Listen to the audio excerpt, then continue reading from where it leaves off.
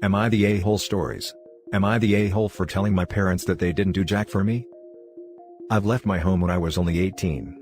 I was pregnant at the time because of a stupid mistake I did, and I didn't tell anyone about it, not even my own parents. Well, to be fair, I don't even consider them parents at all. They have neglected me my entire life and have favored my sister over me, who didn't make it much better for me because she was a manipulative bully to me growing up. There is so much more they've done that I could make a list, but I really don't like getting into detail about it. Either way, I couldn't have been happier now.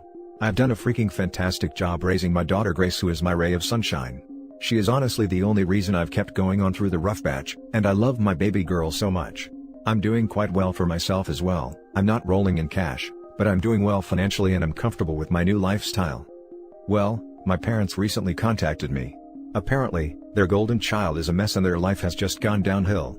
My mother burst into tears after she found out about Grace, and apologized profusely and begged to have a relationship with both her and me. My father said how hard it was for them when I've left, and said that they've done so much for me and how it wasn't fair that I didn't feel the slightest bit of remorse for them.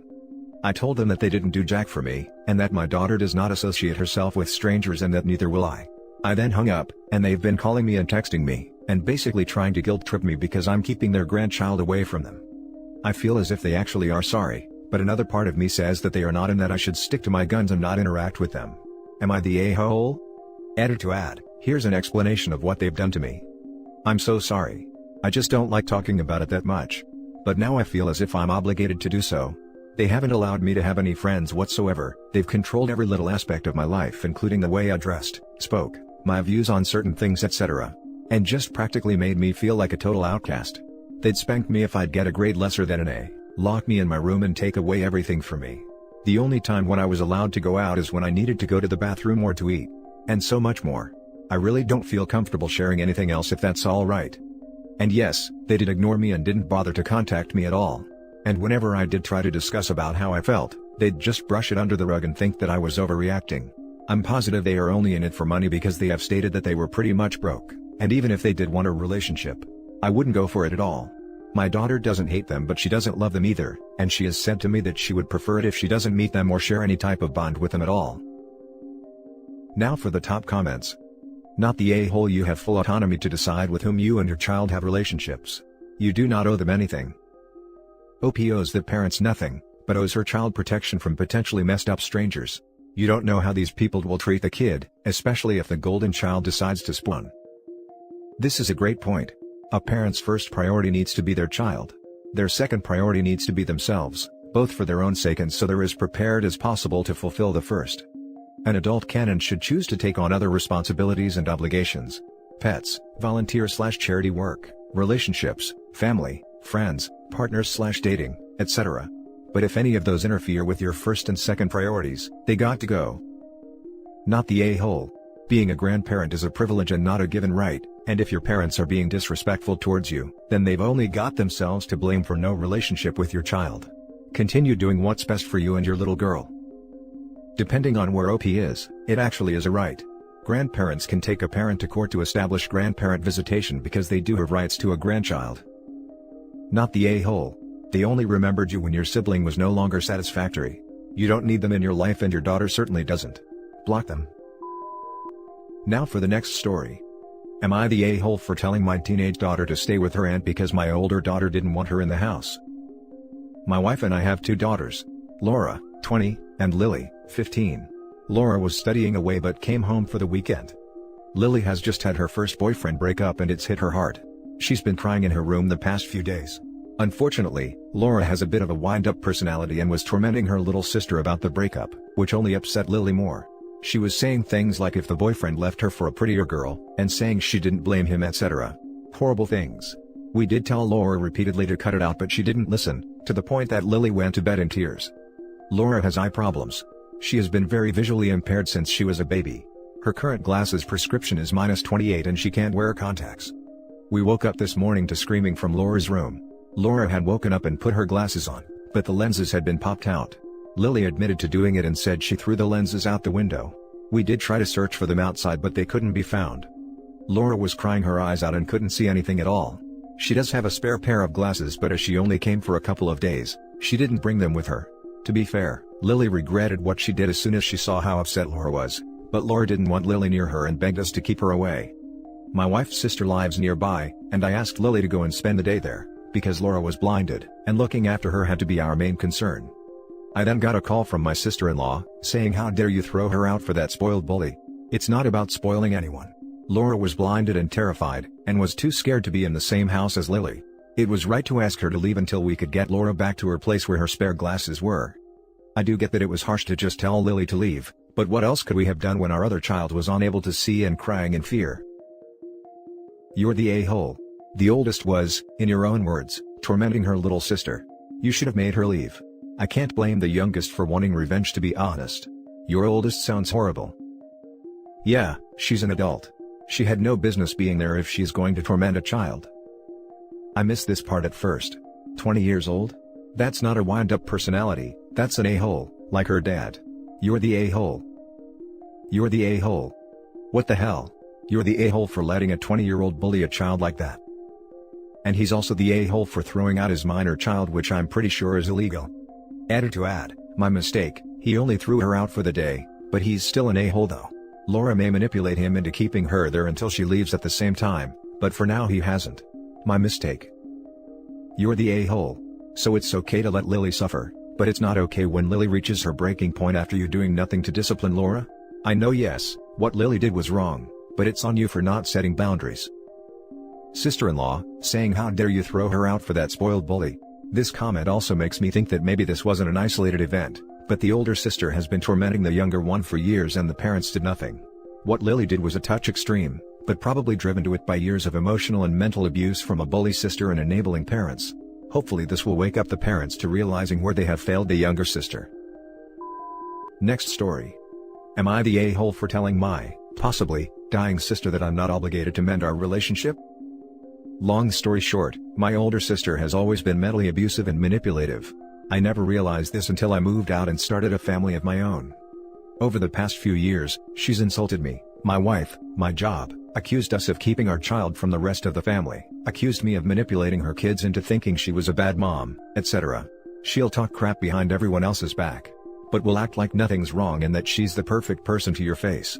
I finally got tired of it and cut her out of our family, because we couldn't handle the stress of trying to manage the relationship between us, her, and the rest of my family. My mom has always taken her side because she twists everything we say into making her the victim. Last week, I was told by my mom that a large mass was found in my sister's midsection, and that she was showing clear signs of ovarian cancer. My mom asked me to reach out to her, so I did. In my message to her, I told her that I forgave her, still loved her, that she's still family, that I hope her situation turns out for the best, and that under no circumstances would I ever wish harm on her. I also told her that I'm not obligated to mend our relationship, but I was open to it as long as her actions could match her words, and that it would take a long time for me to even attempt to trust her, even if she did end up changing her ways. Instead of responding back, evidently, she chopped up that message and sent it out of context back to my mom, who then berated me for talking that way to her when she could be dying. I feel like I'm in a lose-lose-lose situation. If I kiss her butt, I've completely lost my morals and strong stance for my family. If I don't respond at all, I don't care. If I responded the way I did, I'm an insensitive a-hole. Am I the a-hole? Edit. I sent my mom the full message after being berated, only for her to respond that the message didn't sound forgiving or caring, which is what your sister needs right now. My sister also reached out about 2 weeks ago, assuming around when she was first notified about the issue by the doctor. Her message followed a pretty typical pattern that she does of responding about 2 months of her being horrible to someone, then acting as if she hasn't said anything wrong, and that she hasn't done anything warranting an apology. Now for the top comments. Send the real text to your mom and stop reaching out to your sister.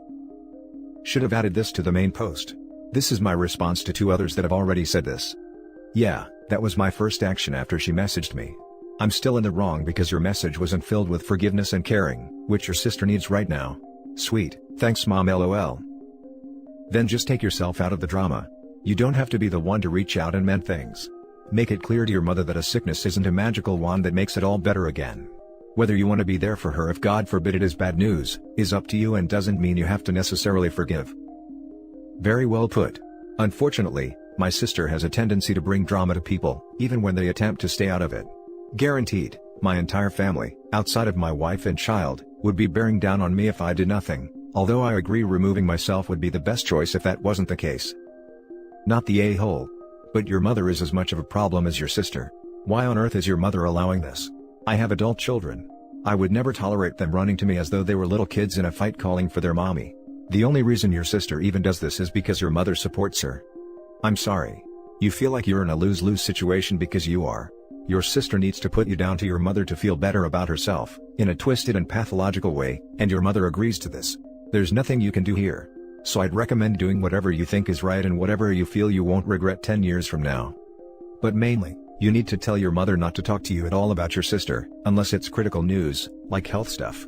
This is if you want. You can also not have her talk about her at all to you. Right now, your mother is crossing all kinds of boundaries and encouraging ridiculous behavior in her adult children.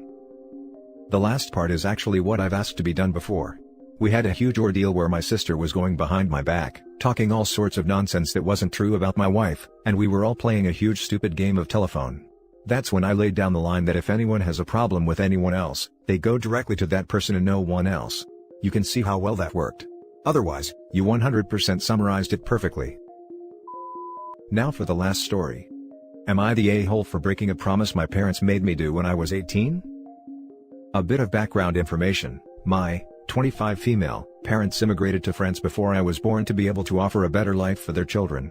I am the oldest of 5 and had a strict childhood growing up, looked after my siblings, always had good grades, behaved and listened mostly, etc.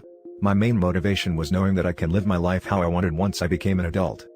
Fast forward to me turning 18, and choosing which university I should go to. My parents told me that I should pick a town in France that was a maximum of 3 hours drive away. I secretly applied to British universities because I want to study English, and got accepted. My parents said, "Fine, you can go since you got accepted, but you have to promise to come back home after your studies." Being 18 years old, I just did what they told me to, so I could go without thinking too much about the consequences. Fast forward to now, after completing a degree in English and education which took 5 years, I found a job as a teacher in the UK and stayed. This is now my 2nd year of teaching. I have a boyfriend of 5 years, pay for my own apartment, and have not relied on my parents, financially, for years now. My mum demands that I come back home, start living in their house and find a job in France. She wants me to throw my life in the UK away, because of a promise I made when I was 18, but I just want to live my life how I want instead. They make me feel guilty for not keeping that promise and even set an ultimatum: it has to happen now or never. My mum thinks that I will never come back if I do not come back home this summer. Now this pressure/guilt I feel has strained our relationship. By the way, my parents are healthy and well and do not need me in France. Of course, I would be with them if they needed support. The way I see it, they are upset that their oldest child left the nest and has no intention of coming back anytime soon. Am I the a-hole for not keeping the promise I made when I was 18? Think your parents need to let you live your life. You are clearly a responsible adult making good decisions in life. You'd only grow to hate them for making you give up the life you've got. Your last point is very true. Just out of interest, what was the ultimatum, now or what happens? Not the a-hole and your parents were foolish to make you make that promise, and even more foolish to expect you to keep it. My mum thinks I will come back now, meaning this summer, or never, always live in the UK, which will sever our relationship. In reality, I did not plan on doing either. I want to stay in the UK for at least another year and then move to a different country hopefully. My mum wants me to think that our relationship would only work if I moved back this summer at least for a year. After that, she says it would be too late to still be on good terms because I left them for so long. That's the ultimatum. Not the a-hole. A promise that is made under coercion and pressure is not a promise. Your parents put an unreasonable condition on you when you wanted to go to university, and you didn't really have much of a choice other than to say yes. Sounds like your parents come from a culture where they expect to have a lot of say in their adult children's lives, so I am sure it is hard for them to understand your decision-making, but it's the hard truth that, while they may have been able to give you more stability and opportunities by coming to France, that also alter the social and economic terrain in which their children would structure their own lives. And that's it for this video, guys. If you have thoughts to share, leave a comment below. Don't forget to hit like and subscribe if you like this content. I'll catch you in the next one. Good day everyone.